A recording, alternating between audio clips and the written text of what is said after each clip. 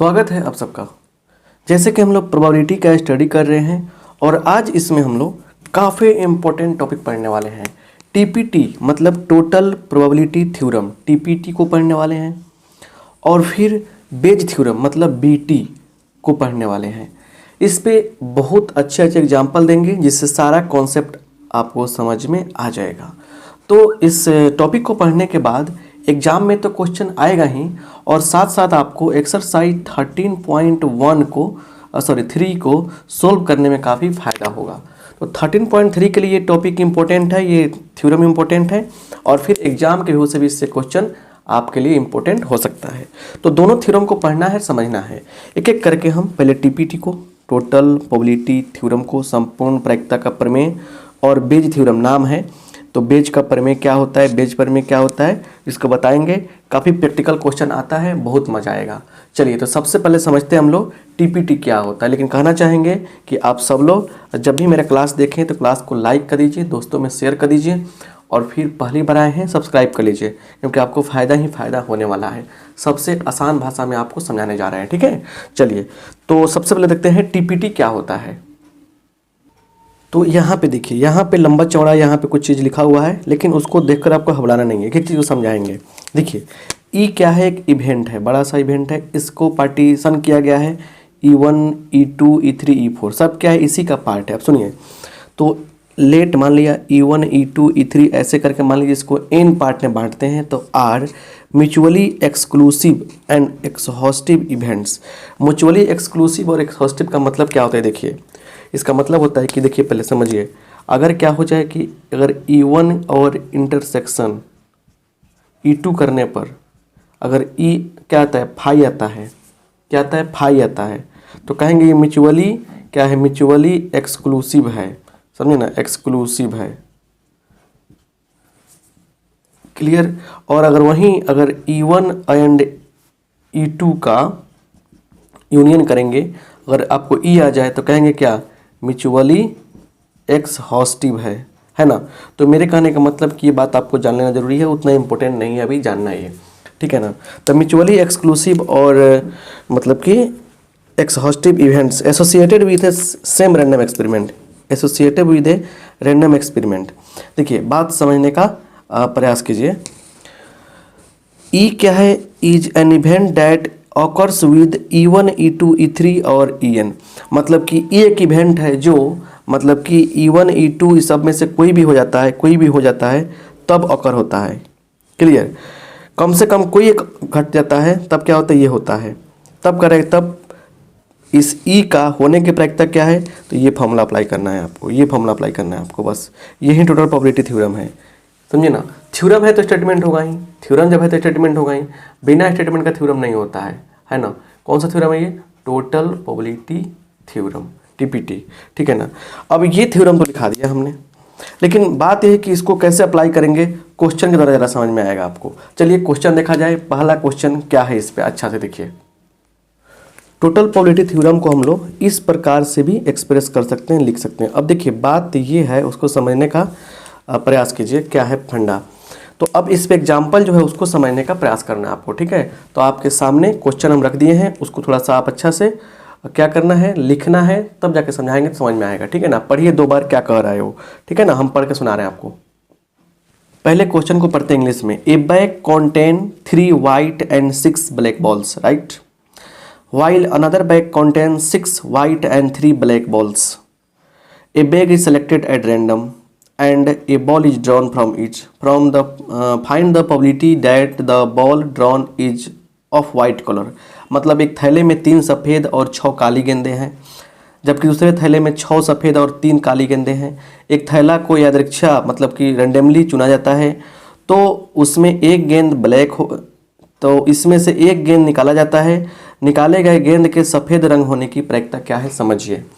तो यही आपका क्वेश्चन है, बहुत बढ़िया क्वेश्चन है। देखिए यहाँ पे क्या है, सॉल्यूशन कैसे करेंगे। सबसे पहले समझिए, 2 बैग है तो एक बैग 1 लिख लीजिए, यहाँ पे बैग 2 लिख लीजिए, ठीक है ना। या चलिए 2 टाइप का गेंद है, कौन कौन गेंद है, वाइट एंड ब्लैक। तो एक वाइट बॉल और यहाँ पे ब्लैक बॉल। चलिए तो फर्स्ट बैग में कितना वाइट है, 3 गो वाइट है, कितना ब्लैक है, 6 गो ब्लैक है। दूसरे बैग में कितना वाइट है, दूसरे बैग में देखिए 6 वाइट है और क्या है 3 गो ब्लैक है, ठीक है ना। अब थोड़ा मोटा मोटी क्या हो गया आपका, एक डायग्राम माने एक बॉक्स बन गया यहाँ पे, ठीक है ना, टेबल बन गया। टेबल बना के लिखने में क्या होता है ना कि अच्छा रहता है, ठीक है ना, ऐसे। चलिए यहाँ पे देखिए, यहाँ पे अब क्या कर रहे हैं, देखिए हमारे पास 2 बैग है, तो दोनों बैग में पहले देखिए, पहले बैग के पास जाएंगे, पहले बैग के पास जाएंगे तब तो गेंद की बात सोचेंगे, नहीं पहले ही गेंद निकाल लेंगे बिना बैग को टच किए। तो पहले बैग को चूज करेंगे, हो सकता है हम पहले बैग को चूज करें, हो सकता है दूसरे बैग को चूज करें, मतलब हमारे पास 2 इवेंट बन रहा है। तो लिखेंगे यहाँ पे लेट E1 बराबर सिलेक्टिंग बैग फर्स्ट, पहला बैग को चुनना, एंड E2 बराबर सेलेक्टिंग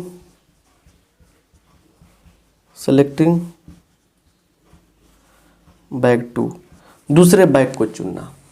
तो इसीलिए देखिए, तो 2 बैग में से एक बैग को चुनने की प्रोबेबिलिटी क्या होगी, तो प्रोबेबिलिटी ऑफ E1 पहले बैग को चुनना या प्रोबेबिलिटी ऑफ E2 दूसरे बैग को चुनना, 1/2 ही होने वाला है ना, क्योंकि 2 बैग है, किसी एक को चुनना है तो 1/2, क्लियर। एंड यहाँ देखिए अब एक और इवेंट की चर्चा की गई है कि अब क्या हो रहा है कि अब दोनों बैग में से किसी को चुन लिया, एक बॉल निकाला, वो बॉल वाइट है, इसकी प्रोबेबिलिटी बताना है। तो एंड क्या होगा, लेट ई बराबर, मतलब and let E equal to कौन बॉल है, getting ball is white ball है, गेटिंग बॉल इज वाइट, जो बॉल निकला है वाइट है, क्लियर। अब सुनिए, तो जो बॉल निकला है वाइट है, बस यहीं तक समझना है, इतना तो डाटा क्लियर हो गया। अब यहाँ देखिए सबसे मेन पॉइंट, सो जो बॉल निकला है वाइट हो गया, समझ रहे ना।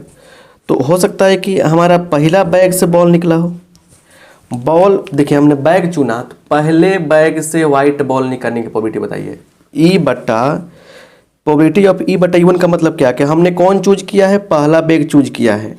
1-2 क्वेश्चन बताएंगे ना, समझ में आ जाएगा।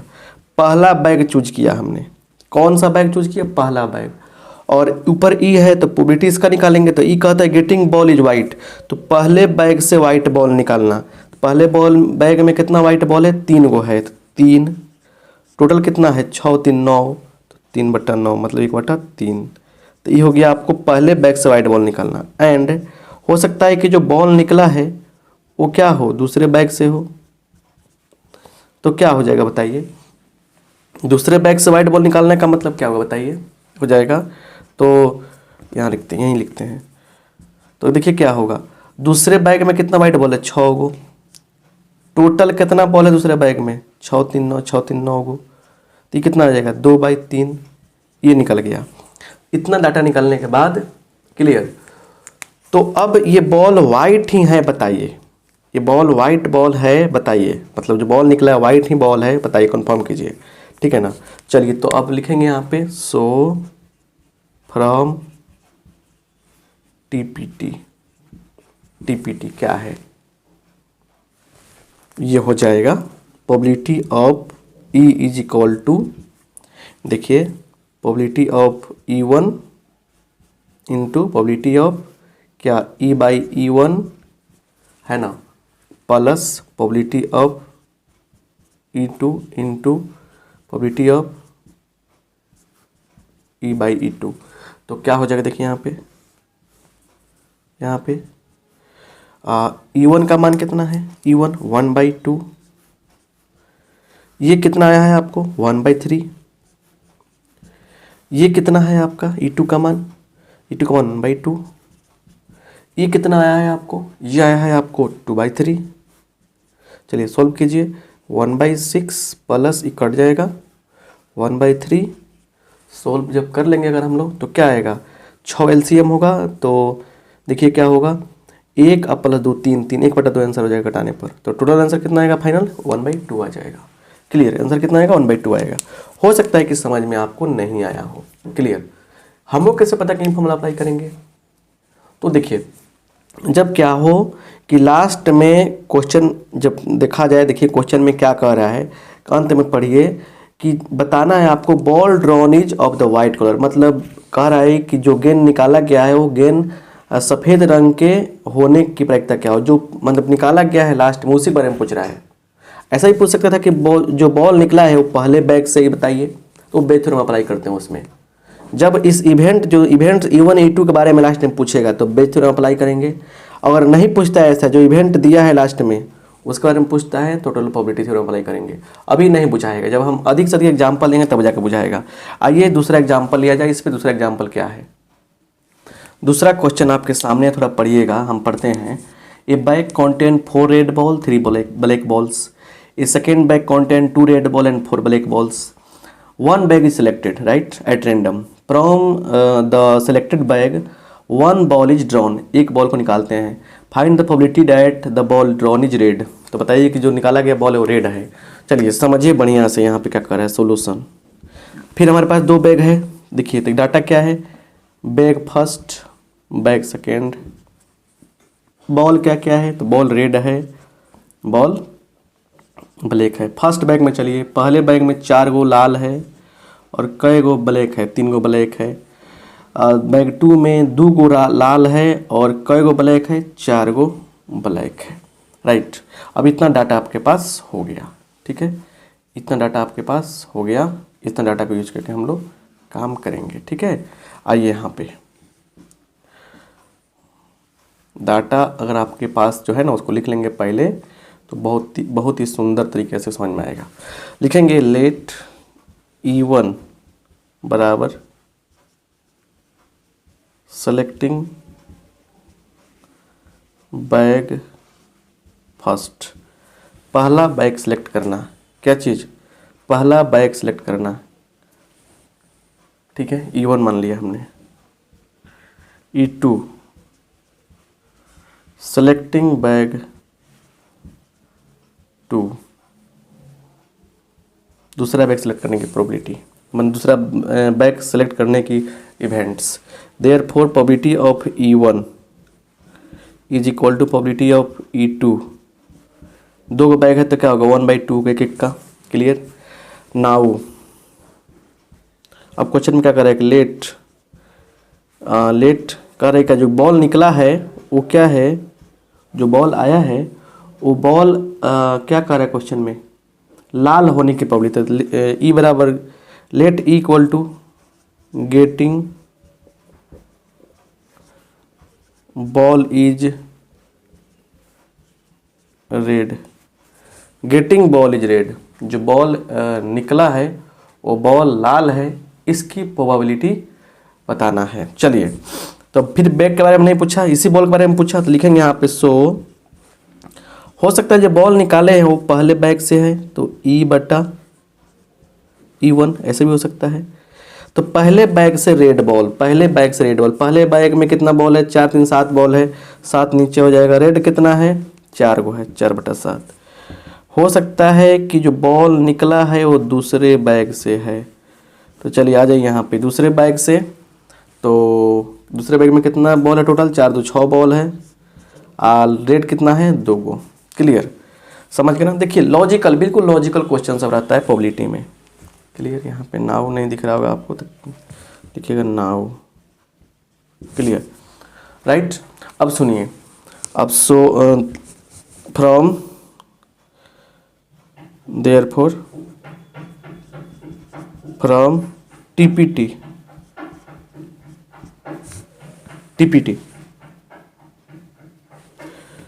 टोटल प्रोबेबिलिटी थ्योरम से probability of E is equal to probability of E/E1 गुने, अब देखिए इसको ना अच्छा तरीके से लिखना अच्छा रहेगा, इसको पहले लिखिए probability of E1 into probability of E/E1 plus probability of E2, formula आपको पता है ना, इंटू प्रोबेबिलिटी ऑफ E/E2। चलिए वैल्यू पुट कीजिए, E1 का वैल्यू कितना है, 1/2, ये कितना आया है, तो 4/7 प्लस इसका 1/2, ये कितना आया है तो 2/6, कटा लीजिए तो 1/3 आ जाएगा, 1/3। तो अब यहाँ से तो आपको दिख रहा होगा कि क्या मिलेगा, कटने वाला है ये 2 बार में, 2/7 प्लस 1/6, तो कितना होगा, 6 दूनी 12 7 19, 19/42, 19/42 का हो गया आपका, देखने दिख रहा है तो ऊपर कहते हैं 19/42 का हो गया आपका आंसर हो गया। तो इस प्रकार से बोलिए 2 क्वेश्चन के माध्यम से आपको कॉन्सेप्ट समझ में आया कि नहीं आया। आई होप आपको समझ में आया होगा, ये आपका टीपीटी, ठीक है ना। तो क्वेश्चन जब भी बनाएं, जब भी समझें तो पहले कॉन्सेप्ट समझने के बाद बनाएंगे तो ज़्यादा समझ में आएगा, ठीक है ना। अब यहाँ से किताब का जो क्वेश्चन है उसको जब आप देखेंगे तो भी क्वेश्चन आपको समझ में आ जाएगा, ठीक है ना। बात समझ गए ना, तो बढ़िया से समझने का प्रयास कीजिए, बहुत मज़ा आने वाला है इसमें, ठीक है। चलिए अगला प्रश्न आपके सामने रखते हैं कि एक मतलब कहा गया है क्वेश्चन में कि bag contain 3 white ball and 2 red balls, another bag contain 2 white ball and 4 red balls, a ball is taken from the first bag and without seeing its colour is putting the second bag, a ball is taken from the latter bag और find the probability that the ball drawn is red. So simple, बात को समझिए कि हिंदी भी आपके सामने दिख रहा है, क्वेश्चन क्या करें समझते हैं। बहुत ही मज़ेदार क्वेश्चन है, उसके बाद ये क्वेश्चन आराम से आपको सोल्व होता हुआ दिख जाएगा। देखिए यहाँ पे कि मतलब एक मान लीजिए बैग यहाँ पे, ठीक है ना, एक बॉक्स मान लीजिए, हम बैग छोड़ते हैं, बॉक्स नाम लेते हैं, ऐसे लिखा गया है बैग ही। चलिए तो इसमें क्या है कि एक्चुअली मतलब कि कितना है, 3 वाइट एंड 2 रेड बॉल्स है, ध्यान दीजिएगा 2 रेड बॉल्स है, और दूसरे बैग में कह रहा है कि 2 वाइट और 4 रेड बॉल्स है, ठीक है ना। अब कह रहे हैं कि एक बॉल को इसमें से निकालना है और इसमें हमको रखना है, कलर नहीं दिखना है, और तब एक बॉल और इसमें से हमको लास्ट में निकालना है, और ये बॉल क्या मिल रहा है हमको, रेड मिल रहा है, तो ये बॉल रेड ही होगा इसकी। तो यहाँ पे कुछ अलग सिचुएशन है कि यहाँ पे 2 बैग, मान लीजिए कि बैग फर्स्ट है, यहाँ पे बैग सेकेंड है, लेकिन ये बात मतलब कि कंफर्म नहीं कह रहा है, ये बात नहीं कह रहा है कि बैग को चुनना है, पहले कह रहा है कि पहले बैग में ही हाथ लगाना है और बॉल निकालना है। तो हमारे पास 2 केस हो सकते हैं, इस बॉल को निकाल कर इस पे ट्रांसफ़र करना है, तो हमारे पास बात हो सकता है कि इस बैग में से पहला बॉल वाइट निकले, हो सकता है उसको रख देना है, हो सकता है कि दूसरा बॉल रेड निकले, क्योंकि इसमें निकालना है इसमें रखना है बिना कलर देखे, तो हमारे पास पहले ही बैग में कंडीशन बन जा रहा है, ठीक है ना। तो चलिए वही काम करना है, तो लिखेंगे यहाँ पे let E1 equal to getting red ball from bag first, प्रथम बैग से रेड बॉल, और फिर E2 कह रहा है का, ये भी हो सकता है कि पहले बैग से वाइट निकला हो, गेटिंग वाइट बॉल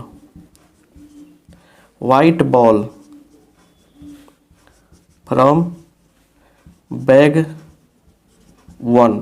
मतलब सिंपल देखिए, जितना लॉजिकल सोचिएगा उतना ही समझ में आएगा कि पहले बैग से ही दोनों बॉल निकलेंगे। हो सकता है कि जो बॉल डालने जा रहे हैं वो पहले बैग से वाइट हो या हो सकता है रेड हो, तो पहले बैग से सोचेंगे। तो देयरफॉर पहले PE1 कितना होगा, पहले बैग से वाइट बॉल निकलने की प्रोबेबिलिटी, रेड बॉल निकलने की प्रोबेबिलिटी कितनी होगी, तो 2/3 2 5 एंड प्रोबेबिलिटी ऑफ E2, पहले बैग से रेड वाइट बॉल कितना होगा, 3/5 एंड लेट E बराबर गेटिंग, कौन सा बॉल पूछा है लास्ट में, देखिए क्वेश्चन में getting second ball is red, second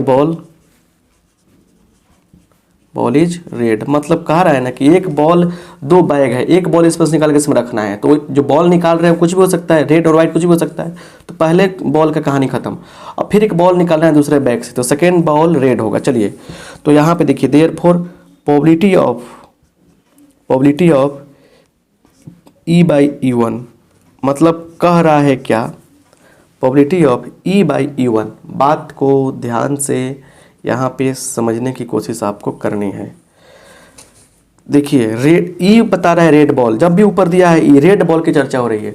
तो अगर पहला बॉल अगर लाल हुआ होगा, अगर जो पहले बैग से बॉल निकाले हैं वो लाल होगा, इसमें रखा गया होगा, तो इसमें कई गो रेड हो जाएगा। अब इसमें तो रेड हो जाएगा कई गो, इसमें रेड कई गो हो जाएगा, इसमें रेड हो जाएगा 5 गो रेड हो जाएगा। कई गो रेड हो जाएगा 5 गो रेड।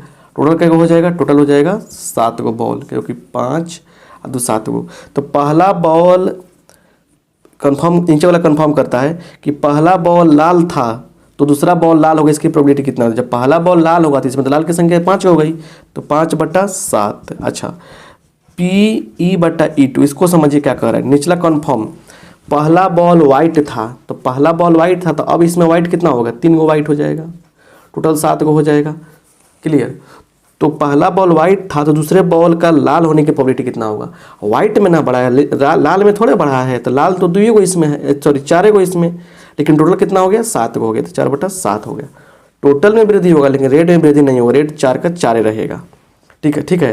लेकिन अगर लाल बॉल निकल गया रहता है उसमें, तो उसमें लाल जाके बढ़ जाता है, तो 5 को लाल होता है तो 5/7 होता। ये सब निकल गया, ठीक है ना। जितना लॉजिकल सोचिएगा उतना ही समझ में आएगा। ऐसा ही क्वेश्चन एनसीईआरटी का भी दिया गया पहला क्वेश्चन।